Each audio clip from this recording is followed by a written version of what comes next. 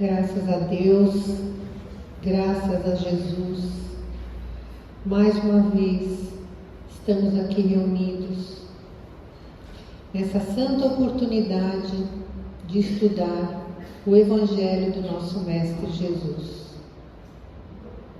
Pai amantíssimo, auxilia-nos que possamos guardar todos esses ensinamentos nos nossos corações e aplicá-lo no dia a dia, em contato com as pessoas no nosso viver, com aqueles próximos, mais próximos, dentro do nosso lar, na nossa vizinhança, no nosso trabalho, que possamos fazer tudo aquilo que gostaríamos de receber para com o nosso próximo,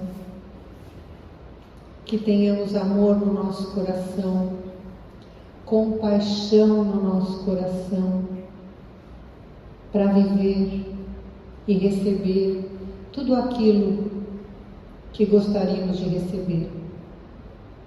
Que se faça sempre o perdão nos nossos corações, melhorando o nosso viver e o nosso conviver. Que a luz do Divino Mestre possa estar sempre junto de nós, no nosso coração, auxiliando na nossa caminhada de evolução. Graças a Deus e graças a Jesus. Acende a luz. Se você quiser, pode. É com muito amor em nossos corações que a gente recebe a nossa companheira de doutrina, Ana Lúcia Nogueira. Ana Maria Nogueira. Ela hoje vai falar sobre o tema tão lindo que é o poder do amor.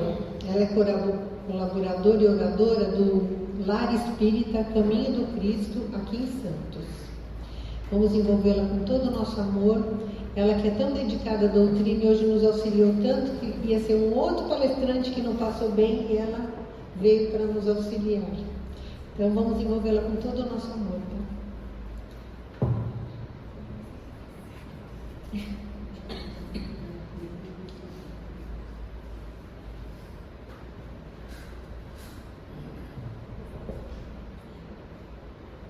Uma boa noite, muita paz, muita luz para todos nós, com muita gratidão que nós estamos aqui, pela confiança dos amigos queridos, nesse convite tão amoroso, sempre recebidos com muito carinho, pela confiança da espiritualidade que deposita em nós essa tarefa, esse momento de reflexão, mesmo conhecendo as nossas limitações.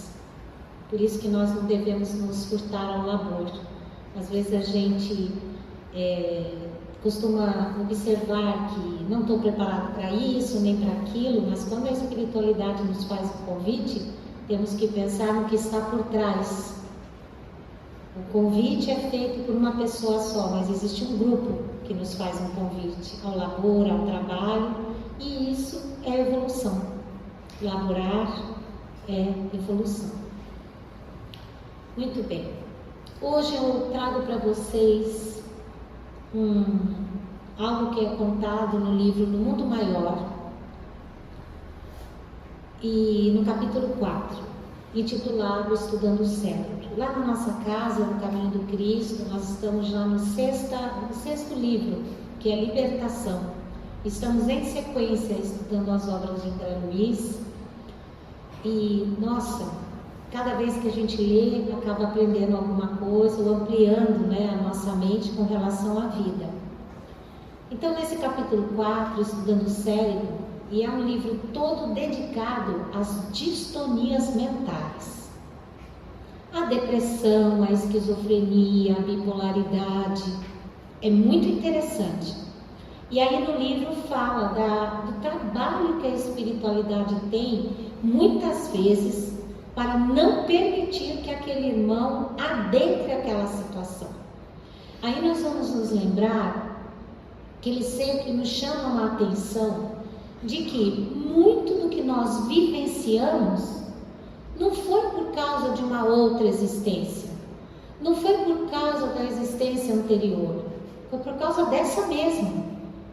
Eles vêm nos ajudar porque nós mesmos vamos nos envolvendo em situações, muitas vezes pela solidão que estamos vivendo, às vezes por uma necessidade de um emprego, acabamos nos envolvendo em certas situações que vão acionando algo em nosso cérebro, que nós já carregamos.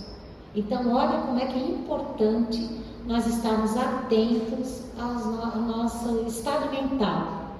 Eles sempre nos falam da importância de nós buscarmos boas conversas, boas leituras, porque pensamos em alimento. Alimento não é apenas o que comemos, é o que nós assistimos, é o que nós ouvimos, é o que nós lemos, tudo que está à nossa volta nos alimenta. Então nós temos que ficar muito atentos, porque sem perceber nós vamos nos encharcando de pensamentos depressivos, tristes, até chegar na distonia mental.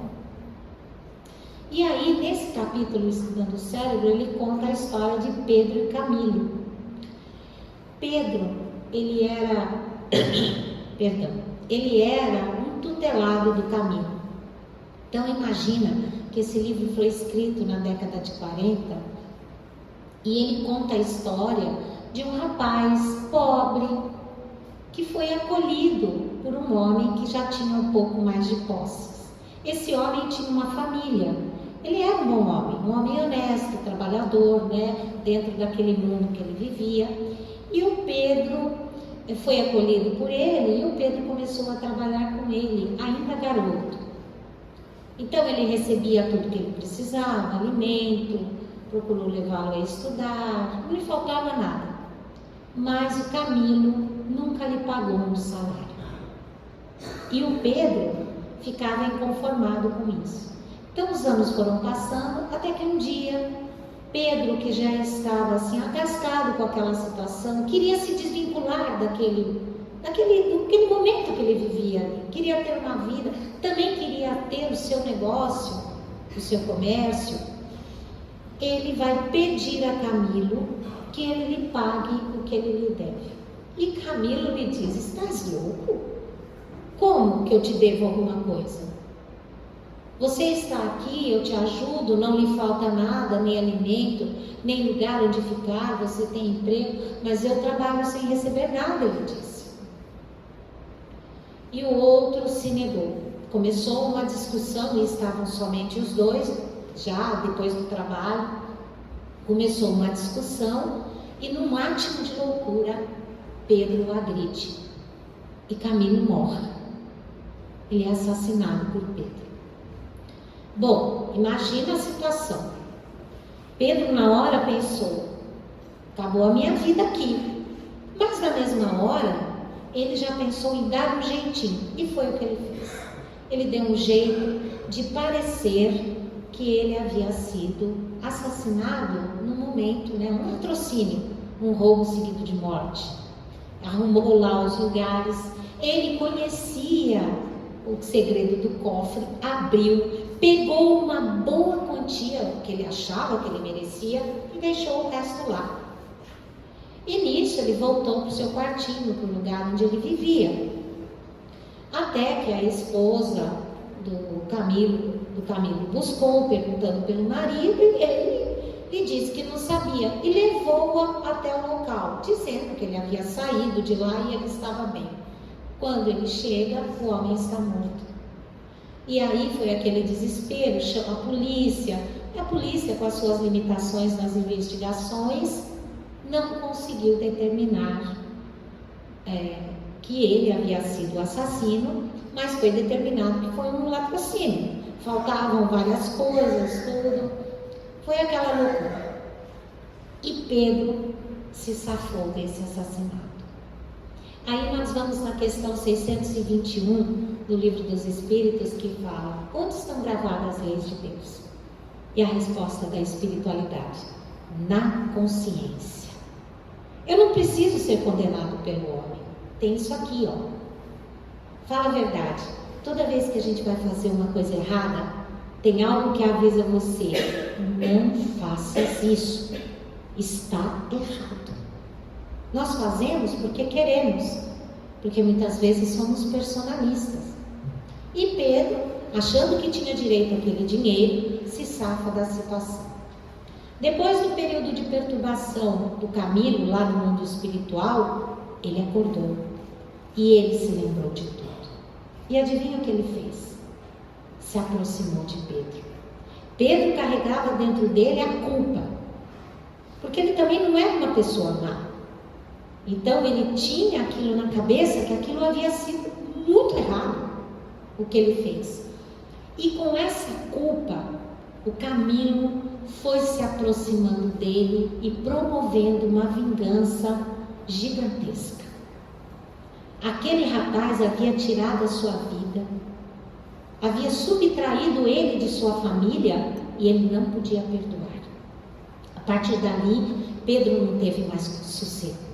Não conseguia dormir direito, não conseguia comer direito, deitava e acordava atormentado, levantava para trabalhar. Ele era muito inteligente, então aquele dinheiro foi aumentando e a sua consciência de culpa era tão grande que ele começou a fazer o que a maioria de nós faz quando faz alguma coisa errada.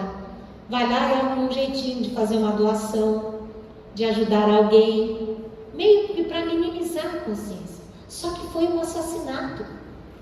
Então, quanto mais ele fazia, mais o outro se aproximava. A parte de fazer a bondade era muito importante, mas o sentimento de culpa de Pedro era gigantesco. Então isso criava uma ponte. Por isso que muitas vezes nós chegamos à casa espírita à busca de amparo, de orientação, muitas vezes com uma dor moral muito grande, até chegando no soma, no físico, e somos orientados à mudança de conduta, muitas vezes. Somos orientados a mudar o nosso jeito de ser. Porque esse irmão, para ele se aproximar de nós, e ele é um irmão, ultimamente a espiritualidade nos lembra muito disso, não importa o que ele fez, porque também nós somos vítimas de nós mesmos, nós também não somos santos. Ele é um irmão, só que ele está vibrando em outro momento. Ele está no mundo dos desencarnados, no que a gente chama de erraticidade. E ele, para se aproximar de nós, ele precisa ter essa ponte.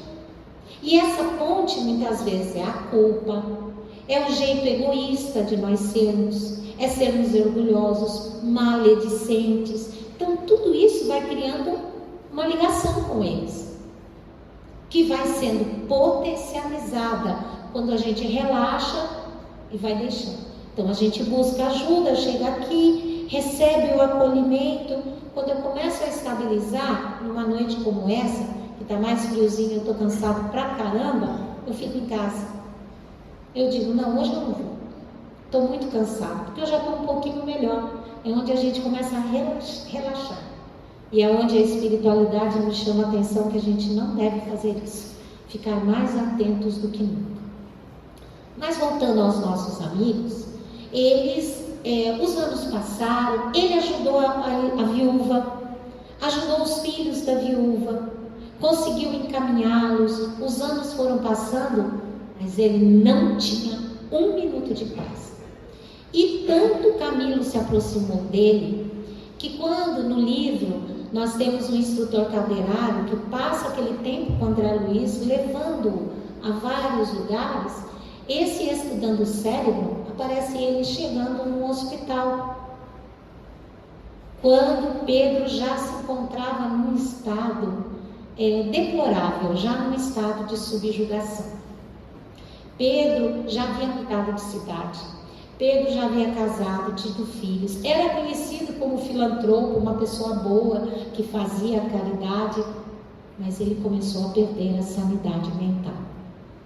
De uma tal maneira que André Luiz, no livro, descreve, porque é um livro interessante, mas é um livro tanto quanto difícil, porque é muito técnico. Ele descreve o cérebro do Pedro perispiritual. E o cérebro do Camilo acoplados de tal forma que não dava para definir quem era um, quem era o outro. De tanto que o outro subjugava o Pedro. Então imagina o sofrimento dessa criatura no hospital. A esposa cuidando dos 4 filhinhos, e ele deu tanta sorte que ele conheceu uma mulher amorosa, que tinha inclinações ao bem, e isso ajudou bastante, mas nada arrefecia a sensação de culpa de ter matado aquele homem. Os anos passaram e ele estava definhando. E Camilo criava aquela situação porque queria ele aqui no mundo espiritual, para poder subjugá-lo, escravizá-lo e puni-lo pelo que ele havia feito. Então, quando eles chegam lá, perdão, hoje as aulas de manhã foram feitas com muitos gritos. Era a revisão de matemática, então já imagina. Perdão. Deixa eu beber um pouquinho d'água. Desculpa. Gastei tudo. Aí, então, o instrutor Calderaro explicando para ele aquela situação, e ele disse: a gente, nossa, mas isso está horrível, porque o outro estava assim, um fiapinho de homem. Ele já não se alimentava mais, internado ali, sem prognóstico de saída. Então ele disse: não tem como a gente chegar e simplesmente tirar o outro dele. Ele falou: nesse estágio que eles estão, nós podemos até fazer com que ele desencarne. Não, nós precisamos de uma ajuda maior. E aí é o título da nossa palestra, O Poder do Amor, que é o 5º capítulo que aparece. Ele vai falar da irmã Cipriana. E ele diz o seguinte: a benfeitora, ele se refere a ela como alguém que ama como irmão. E o próprio instrutor do André Luiz, que já era um espírito evoluído, ele diz: eu ainda não sei amar as pessoas como irmãos, nós ainda não sabemos. Nós olhamos o outro, temos até misericórdia e compaixão, mas o amor fraterno é algo que nós temos que trabalhar muito para aprender.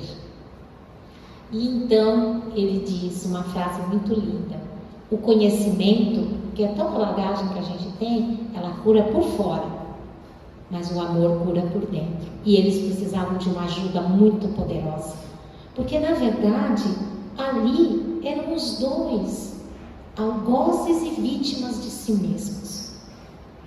Os dois estavam no sofrimento extremo.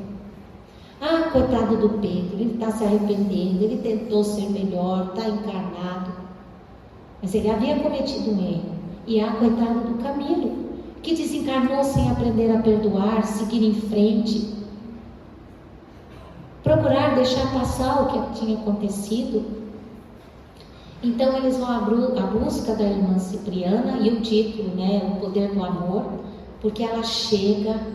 E no momento que ela chega, um pouco antes, eles foram avisados que eles teriam que fazer o Pedro dormir, que era uma coisa que ele quase não conseguia. Conseguiram meio que anestesiar o Pedro e meio que anestesiar o Camilo.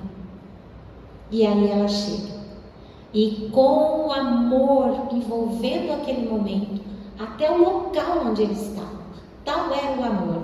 Ele a descreve como uma mulher já de meia idade, com uma feição muito simpática, sorridente, e no peito saía como se fossem faixas de luz, que foram envolvendo aquele lugar de sofrimento no hospital. O primeiro que ela foi atender, acordaram primeiro Pedro. O Camilo, quando acordou, ele acordou junto. Quando ele a viu, ele se assustou, porque a imagem que ele tinha era da Madonna, era de Maria de Nazaré, não. Tal era a luz que a envolvia. Então ele se afastou e ficou no canto. E ela se aproximou do outro para conversar. E aí na conversa, a primeira coisa que ele fala, ajoelhado, pensando que era Nossa Senhora, ele lhe diz: eu matei um homem. Foi a primeira coisa que ele falou para ela. E ela disse: eu sei, você não deveria ter atentado contra a vida do teu irmão, mas agora é a hora da renovação e de se libertar, e o caminho vai ser longo, porque vai precisar muito, muito amor para poder sair dessa situação. E ela me fala da alegria que é ser filho de Deus. E é isso que nós temos que lembrar também. Somos filhos diletos de Deus. Somos muito amados, especiais, peculiares. E Deus protege a cada um de nós. Imagina o trabalho da espiritualidade, por vezes, para cuidar de nós durante o dia. Quantas coisas são minimizadas para que a gente passe perante o dia. E a gente muitas vezes passa reclamando. Quanto amor o mundo espiritual tem por nós e a gente nem percebe. Na verdade, nós somos muito ingratos. Isso que está escrito aqui na mesa, que eu li logo que conceitei, temos muito o que agradecer a Deus. Quando a gente olha com acuro, com cuidado a nossa existência, nós vamos ver que temos muito mais a agradecer do que a pedir. Não nos falta nada. Nós andamos pelas ruas, quantas pessoas vivendo nas ruas? Eu me questiono, eu que sou muito friolenta, dá para perceber? Eu me questiono, como seria se eu não tivesse um agasalho e não pudesse chegar em casa e tomar um banho? Como é que ia ser? Como é que ia ser se eu não pudesse chegar em casa, tomar um banho, trocar de roupa, comer alguma coisa e dormir na minha cama? Como é que ia ser? Então, às vezes a gente está reclamando, sem olhar a nossa volta e perceber os benefícios e as oportunidades que nós temos. Será que um dia a gente não troca de lugar para aprender a valorizar? E é isso que nós devemos pensar. Então ela veio e acolheu o Pedro com muito carinho e usou uma frase muito interessante: estás aprendendo pela dor que o dinheiro não resolve os problemas da existência. Porque para ele precisava do dinheiro. Ele queria o dinheiro para ser independente, ter uma vida só dele. E quando a gente fala em dinheiro, quando ela se refere a dinheiro, ela está se referindo a tudo que está no nosso externo, tudo que é material. É importante tudo que temos? É claro. O mundo precisa dessa diversificação, mas não é tudo e não resolve os nossos problemas. Porque se assim fosse, quem tem tanto e tudo, eu tenho uma amiga minha cunhada que está morando na Holanda, e uma amiga que chegou há pouco tempo da Suíça. O índice de suicídio lá é grande. Num país que não tem mendigo na rua, o governo paga um determinado valor para a pessoa levar uma vida no mínimo digna. Então por quê? O estudo todo é público. Você vai buscar assistência médica, tem. Então por quê? Não está tudo bom? Então vejam que as situações não resolvem o problema da existência, porque nós carregamos uma bagagem dentro de nós. Às vezes as situações externas, até muito favoráveis, acabam meio que cegando a gente para as coisas que realmente importam. É para isso que existe o fator dor. A dor, ela vem com educação e ensinamento, e todo mundo sabe de si. Cada um de nós aqui deve ter um histórico de dor. Não dá para julgar. Todo mundo deve ter alguma mazela dentro de si. Nós estamos aqui, por quê? Porque nós precisamos muito desse Deus, muito estar aqui, muito sentir as vibrações. Muitas vezes dentro da nossa casa, nós até tentamos fazer uma prece e não conseguimos. Um evangelho no lar e não sentimos a vibração daqui. Aquele que chega muitas vezes com a necessidade, quando abre aquela porta e passa por ali, você já sente a diferença na vibração. Tanto os trabalhadores quanto os assistidos. Você sente a diferença na vibração. É você estar predisposto a essa mudança, predisposto a sentir esse amor, esse poder maravilhoso que Deus tem por nós. Jesus falava: vós sois deuses, podeis fazer isso e muito mais. Quando diziam: o Senhor é tão bom, ele dizia: bom é meu Pai que está nos céus. já indicando que ele continuava evoluindo, ele continua trabalhando. Meu pai labora todo dia e eu também. Ou seja, não para nunca. Quanto mais evoluído, mais trabalho. Tem até uma crônica de Humberto de Campos que ele diz: morrer para descansar. E conta a história de um cara que passou a vida inteira dizendo: na hora que eu morrer eu vou descansar. Quando ele chegou no mundo espiritual era tanto trabalho, ele pedia para reencarnar, porque aqui pelo menos ele tinha um pouco de sossego. Lá não deram paz para ele. Então nós vamos trabalhando, vamos caminhando, vamos aprendendo nesse mundo a cultivar esse amor que o Cristo falou que todos nós tínhamos dentro de nós. E aí o nosso amigo Pedro, quando ela conseguiu, ela se volta para Pedro. E Pedro estava num canto morrendo de medo. E ela vai conversando para ele, e praticamente a mesma coisa, aliás, para o Camilo, perdão. Praticamente a mesma coisa que ela falou para o Pedro, ela foi falar para o Camilo, do amor de Deus. E enquanto ela falava, essa energia foi envolvendo o Camilo. Ele foi ficando até meio tonto, mas foi tão forte que no final ele disse para ela: eu vou aceitar ir contigo, porque eles estavam sendo convidados a ir à casa do Pedro. Eu vou aceitar, ele disse, mas porque eu sei que verdadeiramente você me ama como um irmão. Foi o que ele falou, e eles foram acolhidos. Então foram levados no capítulo, a ideia era levar o Camilo até a casa, e quando ele chegou lá, que viu a esposa do outro e os filhinhos, ela costurando e as crianças na volta, e ela meio que chorosa, porque os filhos perguntando do pai, que era um pai bom e amoroso, ele se sentiu culpado também de fazer aquilo com o rapaz. No final os dois foram ajudados e a espiritualidade fez aquilo que é perfeito. Preparou a reencarnação do Camilo onde? Dentro da casa do Pedro. Seria o filhinho caçula dele.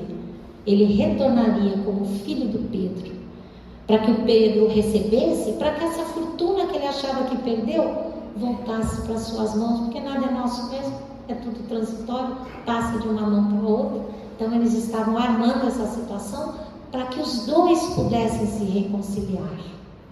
Então é muito importante que nós nos lembremos desse potencial que paira em cada um de nós, que nós temos, porque às vezes na hora da dor a gente não consegue enxergar nada disso, nos achamos tão pequenos, mas nós temos esse potencial. Jesus já dizia isso para nós, mas depende do nosso esforço. Não é algo que vai cair do céu, nem vai ser resolvido rapidamente. Vai necessitar da nossa vontade, acionar essa vontade, que é um potencial do Espírito muito inexplorado. Querer realmente mudar e nos melhorar. Com esse querer, nós vamos criar essa ponte junto ao mundo espiritual amoroso. E aí, essa sensação gostosa que nós estamos tendo aqui dentro, nós vamos levar para a nossa casa.